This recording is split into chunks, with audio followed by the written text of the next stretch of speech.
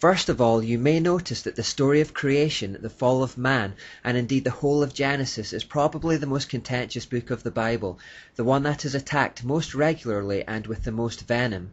This is because Genesis, particularly chapters 1 to 11, is the foundation upon which the rest of the Bible is built. The creation story, the fall of man, Satan's role in it, and how the nations were birthed are fundamental to our understanding of the world we live in.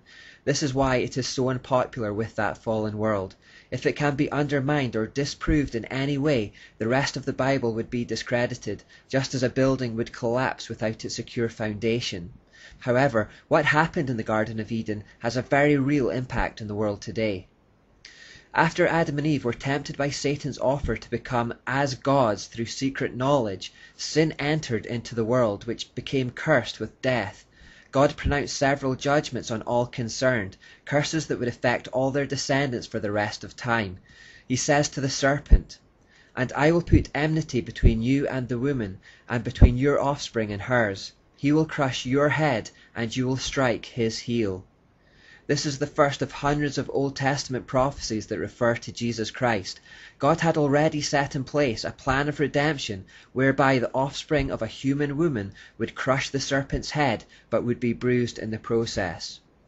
Adam and Eve went on to have two sons called Cain and Abel. Cain killed his younger brother in a fit of jealousy and was thereafter banished from the Garden of Eden by God. The Garden of Eden, incidentally, is described by Scripture to have been located in the Tigris-Euphrates Valley, which would place it in the area we now refer to as Iraq. After his expulsion, Cain is noted to have set about becoming a builder of cities and is thereafter always associated with the evil one. The rebellion of Adam and Eve in the Garden of Eden marked the start of a severe decline into depravity and perversion for the world. The descent into wickedness was so severe that it reached a point where God saw that everything human beings thought or imagined was consistently and totally evil. This was also around the time where we find out about the strange creatures known as Nephilim.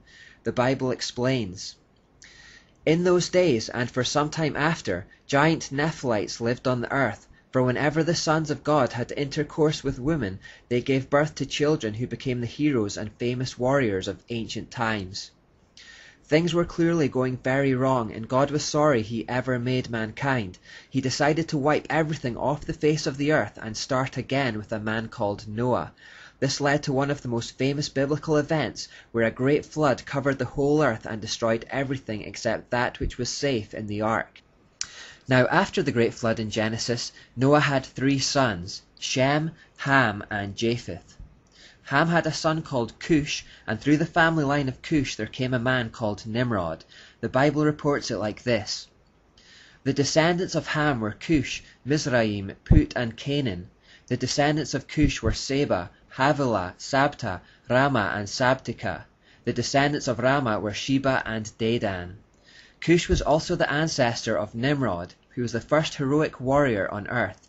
Since he was the greatest hunter in the world, his name became proverbial. People would say, "This man is like Nimrod, the greatest hunter in the world." He built his kingdom in the land of Babylonia, with the cities of Babylon, Erech, Akkad, and Calneh. From there he expanded his territory to Assyria, building the cities of Nineveh, Rehoboth-ir, Calneh, and Resen, the great city located between Nineveh and Calah. I include verses 6 and 7 in this reference because it's important to note the extra attention given to Nimrod in comparison with the other descendants of Ham. Even so, this only hints at his importance in the history of mankind. He was possibly the first king in world history. This is the first time the word kingdom is mentioned in the Bible. He was master and commander of a vast empire, the first man of renown, the first heroic warrior on earth. But when the Bible reports that Nimrod is the first mighty man in history, a fierce warrior and a great hunter, we should avoid being tempted into thinking highly of him, because the Hebrew root of the word for mighty man actually translates into English as tyrant. The Jewish Talmud calls him a hunter of the souls of men, and the famous Jewish historian Josephus also talks of Nimrod as a tyrant or dictator. Indeed, his name, Nimrod, literally means "let us revolt" or "the rebel," and unlike the other descendants of Ham who mostly ended up in Africa or China, Nimrod, who it was believed was born in modern-day Ethiopia, headed towards the Tigris-Euphrates Valley. That's right, the exact spot where the Garden of Eden had been. The fact he was returning to the scene of the original fall of man to build his empire is significant in itself. He clearly meant something symbolic by it.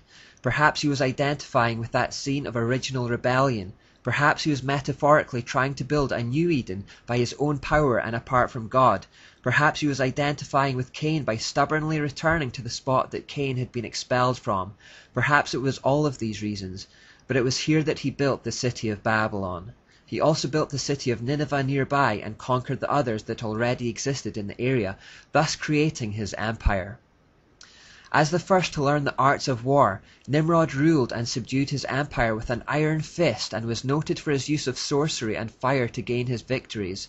Like many men of renown in the ancient world, myths and legends arose around him to the extent that it's now impossible to discern which are true and which are not. You may recall a scene from Braveheart where the Scots are about to go into battle with the English, and many, upon seeing William Wallace for the first time, refuse to believe it is the man they have heard so much about. In the legends that have arisen around him, he is 10 feet tall and can shoot fire from his behind. This is the kind of thing that surrounds the legends of Nimrod.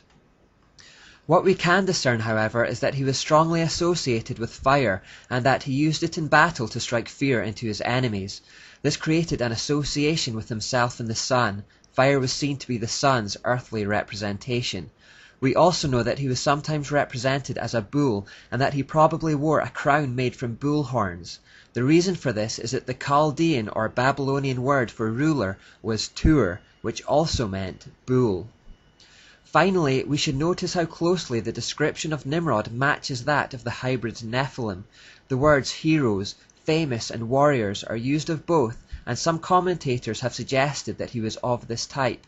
Certainly these giant beings were a result of a demonic invasion of humanity and led to complete moral degradation, something that Nimrod should be associated with, as we will soon discover.